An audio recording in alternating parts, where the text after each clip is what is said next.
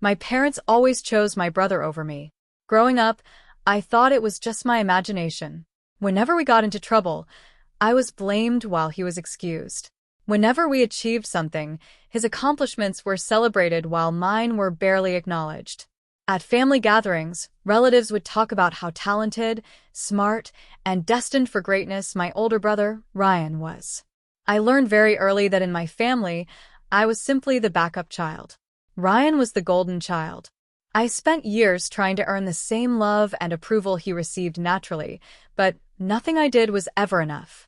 It hurt, but I convinced myself that one day my hard work would finally prove my worth. My parents owned a successful manufacturing company that my grandfather had started decades earlier. It wasn't a massive corporation, but it was respected throughout the region and provided a comfortable life for our family. As children, Ryan and I often visited the company headquarters after school. While I was fascinated by the operations, asking questions about production, finances, and management, Ryan rarely showed any interest. He was more interested in showing off, spending money, and enjoying attention. Even then, it seemed obvious to everyone except my parents that I cared more about the business than he did. After college, I earned a business degree and immediately joined the company. I started at the bottom because I wanted to understand every part of the operation. I worked long hours, learned from employees, and gradually became familiar with every department. Ryan, meanwhile, spent years jumping between jobs and chasing get-rich-quick schemes. Yet whenever my parents discussed the future of the company, they spoke as though Ryan was the natural successor. It didn't matter that he had no experience. It didn't matter that he lacked discipline. In their eyes, he could do no wrong. Over the next 10 years, I helped the business grow significantly. I secured new clients, improved operations, and introduced systems that increased profits. Employees respected me because I worked alongside them instead of acting superior. Customers trusted me because I always kept my word. Yet every major decision still required my parents' approval, and every important conversation ended with praise for Ryan, even though he contributed almost nothing. The frustration built inside me year after year. Everything changed when my father announced his retirement. The entire company expected me to take over. Employees openly discussed it. Clients assumed it would happen. Even competitors believed it was inevitable. I had dedicated my entire adult life to preparing for that moment. But during a family meeting, my parents shocked everyone. They announced that Ryan would become CEO and inherit controlling ownership of the business. I was offered a lesser executive role under his leadership. The room fell silent. I couldn't believe what I was hearing. My father explained that Ryan had natural leadership qualities. My mother said that family loyalty required me to support my brother. Nobody mentioned experience, performance, or qualifications. None of that mattered. The decision had been made long before the meeting even started.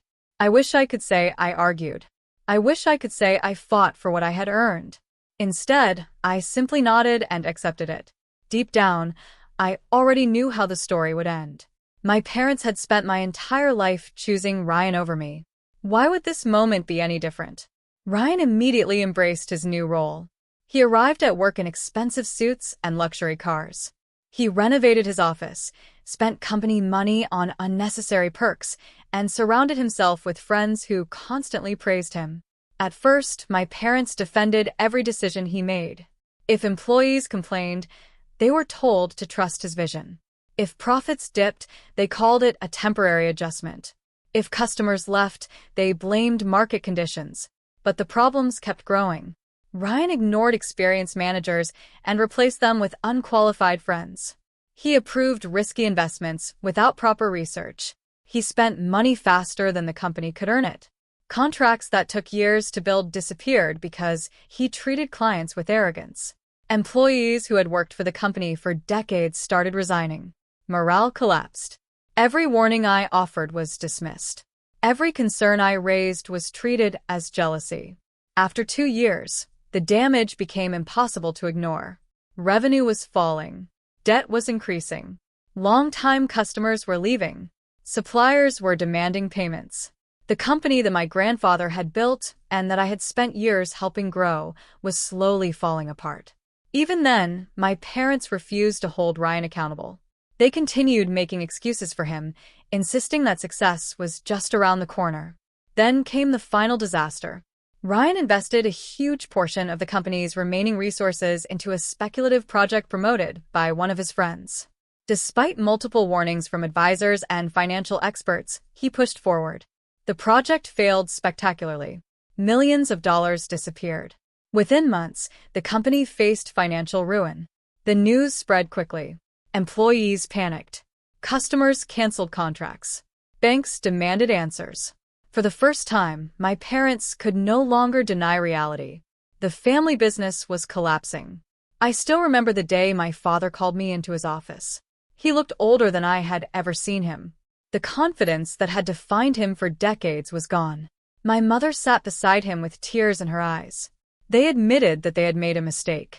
They admitted that Ryan had failed. Then they asked me to save the company. For a moment, I felt a strange mixture of emotions. Part of me wanted to say no. Part of me wanted them to experience the consequences of their choices. After all, I had spent years being overlooked, ignored, and undervalued. Now, when everything was falling apart, they suddenly remembered my abilities. But I also thought about the employees. Hundreds of families depended on the company. Many of them had supported me throughout my career. They didn't deserve to lose their livelihoods because of one person's mistakes. So I agreed to help. The next 18 months were the hardest of my life. I negotiated with banks, rebuilt relationships with customers, reduced unnecessary expenses, and brought back experienced managers. It wasn't easy. There were moments when I thought the company was beyond saving. But slowly, the business stabilized. Then it began growing again. By the end of the second year, the company was profitable once more. Ryan was gone. His friends had disappeared. The people who once praised him now avoided him. For the first time in his life, he had to face the consequences of his actions without anyone protecting him. One evening, after reviewing quarterly reports, my father asked if we could talk. He apologized. Not just for choosing Ryan as CEO, but for years of favoritism. My mother did the same. They admitted they had spent so much time believing in the image of who Ryan could become that they ignored the reality of who he actually was. At the same time, they took my dedication for granted because they assumed I would always be there. Hearing those words didn't erase the pain of the past. It didn't magically heal years of disappointment. But it did give me something I had wanted for a very long time: acknowledgement. Today, the company is stronger than ever. My parents are retired, and I now lead the business. Ryan rarely speaks to the family. Last I heard, he was still trying to chase easy success instead of earning it. People often ask if I feel satisfied, knowing I was eventually proven right. The truth is, this was never about being right. Watching my brother destroy the family business wasn't a victory. It was a tragedy that could have been avoided. The real lesson I learned is that favoritism doesn't just hurt the overlooked child. Eventually, it hurts everyone. By protecting Ryan from consequences, my parents prevented him from developing responsibility. By constantly excusing his mistakes, they helped create the very failure they feared. In the end, the business survived. But the cost was far greater than money. It took years of trust, relationships, and family bonds to repair the damage. And that's a price no successful company should ever have to pay.